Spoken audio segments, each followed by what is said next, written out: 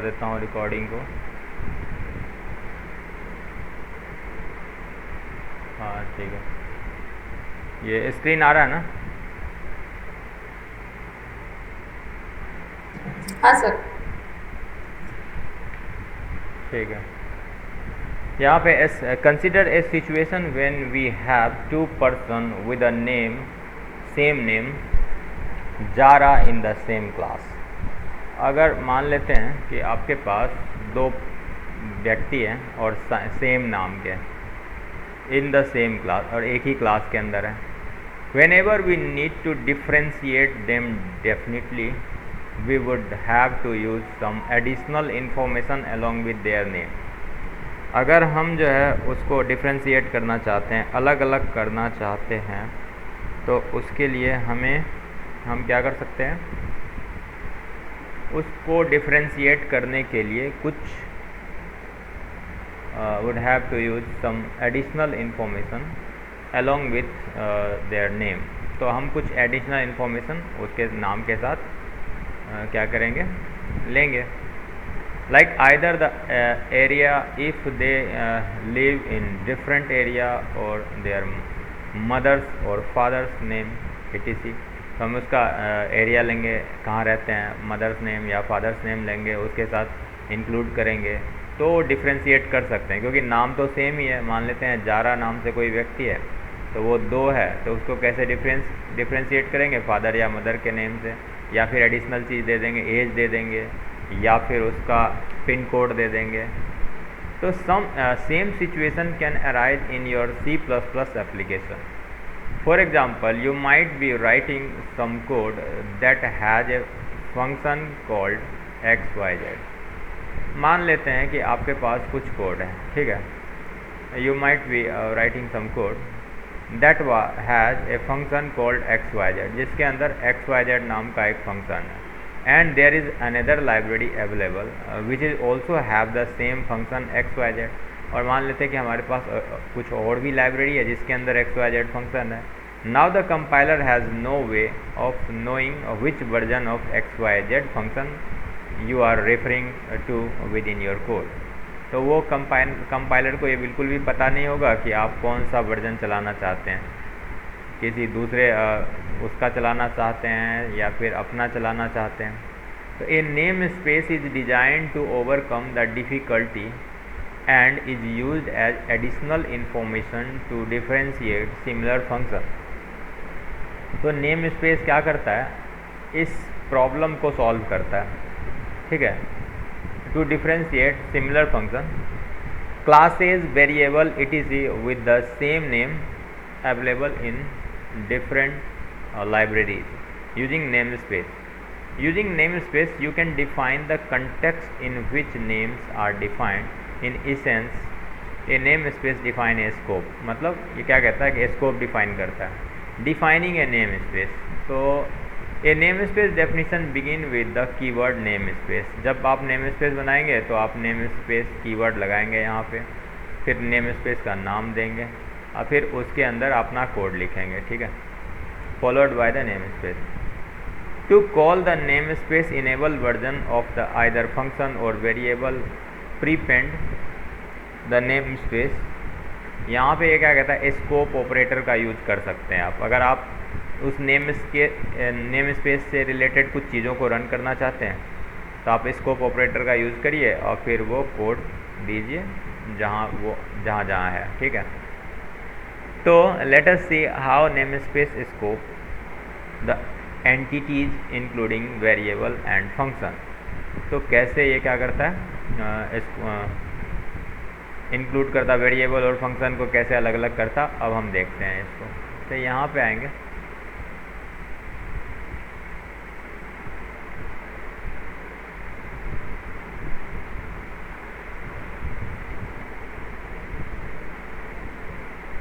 Class number 32, ये क्या चल गया,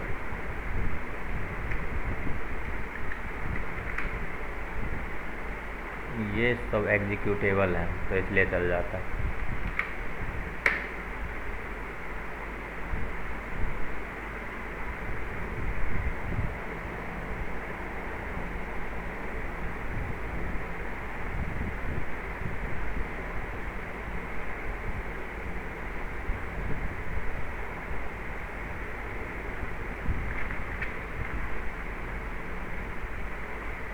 क्लास नंबर 33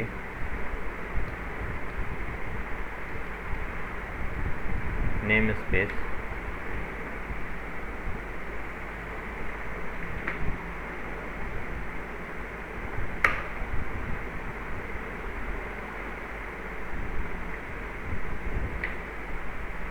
तो आपने एक name space standard name space first space बना लिया। नेम स्पेस का नाम दे दिया फर्स्ट स्पेस और इसके अंदर एक फंक्शन बनाया और ये फंक्शन क्या करेगा, लिखेगा inside first name space, inside first space. ठीक है, फर्स्ट स्पेस के अंदर एक और फंक्शन बना लिया। अच्छा, अब आते हैं नेक्स्ट। एक और स्पेस बनाते हैं तो नेम स्पेस सेकेंड स्पेस,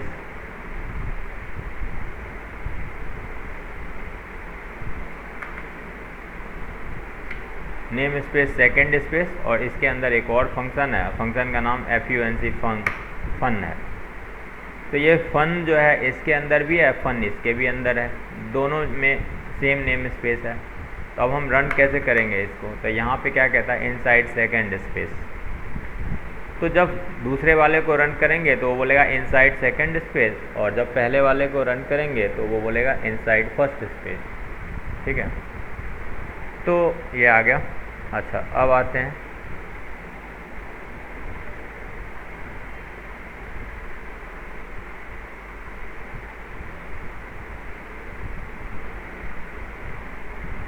तो हम यहाँ पे करते हैं कॉल दोनों को। एक मेन फंक्शन बनाएंगे, मेन के अंदर इसको कॉल करेंगे।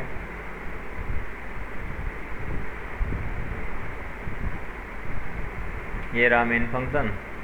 अब हम इसको क्या कह रहे हैं, first space scope operator double colon fun और second space scope operator double colon fun. तो दोनों को कॉल करने के बाद आपको क्या मिलेगा, F9। कुछ भी एरर तो नहीं लग रहा है इसमें, कोई एरर नहीं है। F11 एक में बोलेगा इनसाइड फर्स्ट स्पेस और इनसाइड सेकंड स्पेस, दोनों रन कर गया आपका। अच्छा, अब आते हैं next. You can also avoid prepending of namespace with the using namespace directive. देखो, जैसे हम लोग using namespace standard use कर रहे हैं ना, वैसे ही आप यूजिंग नेम स्पेस अपना नेम स्पेस को भी इस तरीके से यूज़ कर सकते हैं। कैसे,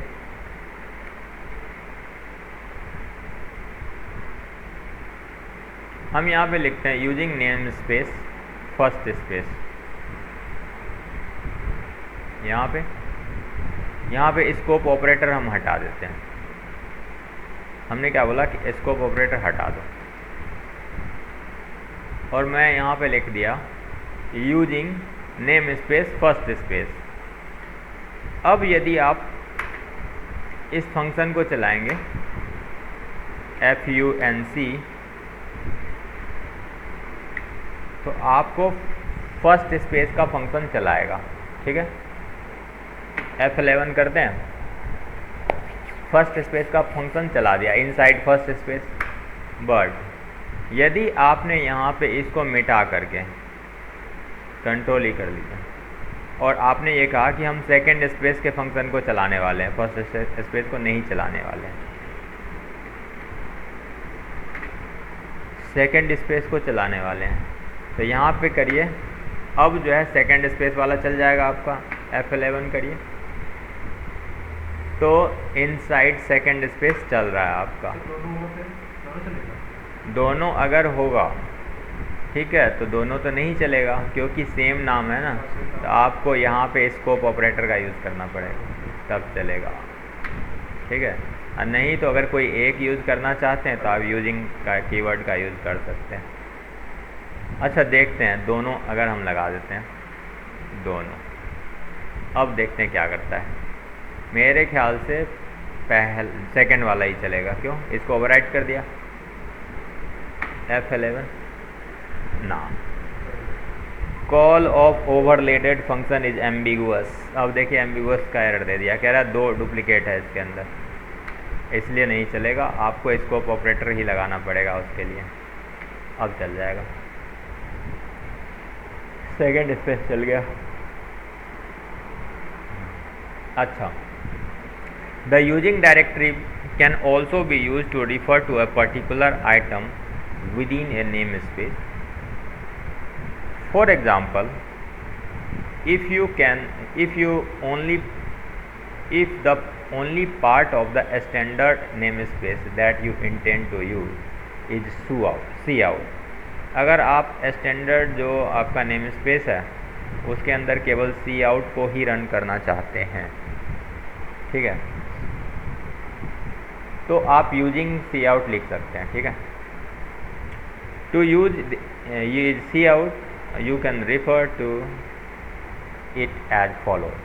तो आप यहाँ पे लिखते हैं क्या कि यूजिंग स्टैंडर्ड cout, तो आप cout कर दीजिए तब भी चल जाएगा। तो मैं यहाँ पे क्या करता हूँ,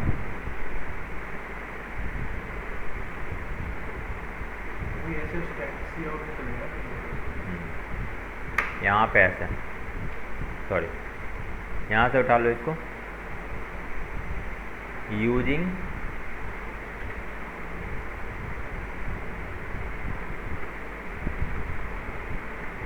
यूजिंग और यहाँ पे सेकेंड स्पेस,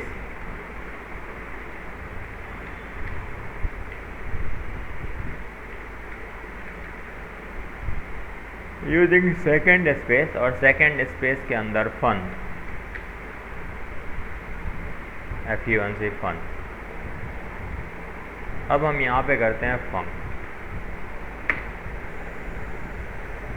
देखो काम कर रहा है आराम से। तो डायरेक्ट फन को भी आप यूज़ कर सकते हो ऐसे।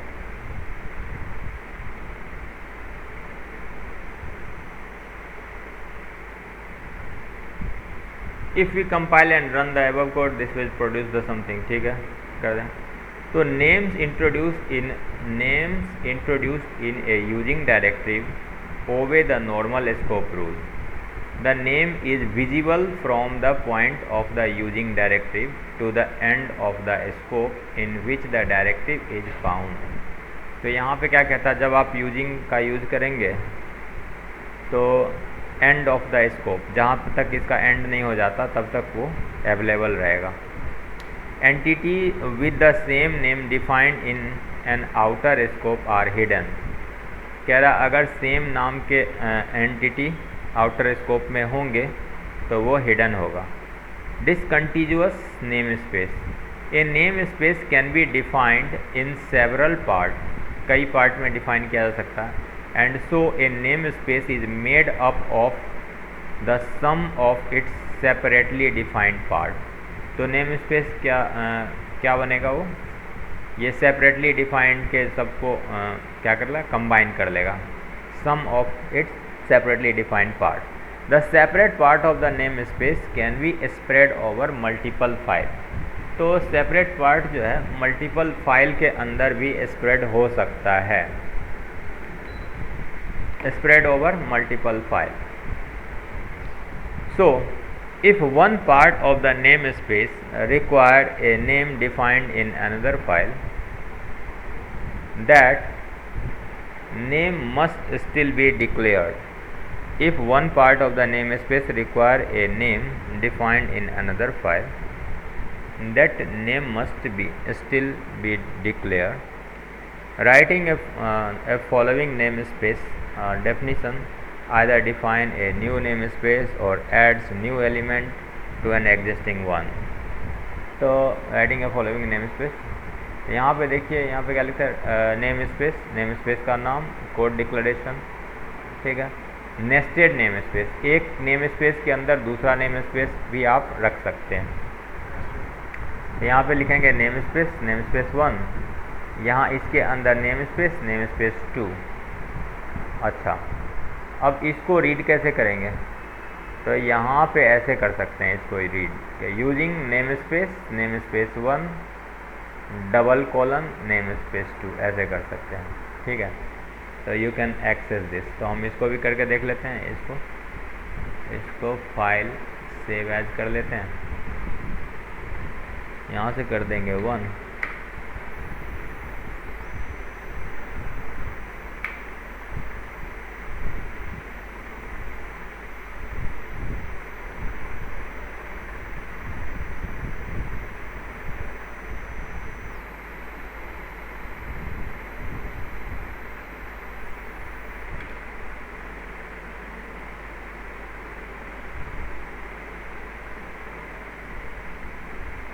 तो यहाँ पे आते हैं using namespace, standard name space first, इसके अंदर फन नाम का एक फंक्शन है, सी आउट करेंगे इनसाइड समथिंग, और फिर इसी नेम स्पेस के अंदर सेकंड वाला भी नेम स्पेस है, इसके अंदर है वो। तो यहाँ पे देखिए ये जो कर्ली ब्रैकेट है ब्लॉक पहले वाले का है, ये सॉरी ये सेकंड वाला जो ब्लॉक है ये पहले वाले का, इसका ऊपर वाले का, इसके अंदर दूसरा नेम स्पेस है। तो अब इसको कैसे यूज कर सकते हैं, using name space first double colon second space. तो फर्स्ट के अंदर सेकंड है तो ये वाला चलेगा आपको, इनसाइड सेकंड वाला। तो अब यहाँ पे करेंगे फन, तो फन को करेंगे F9, कोई एरर नहीं है, F11 तो बोलेगा इनसाइड सेकंड स्पेस, ठीक है।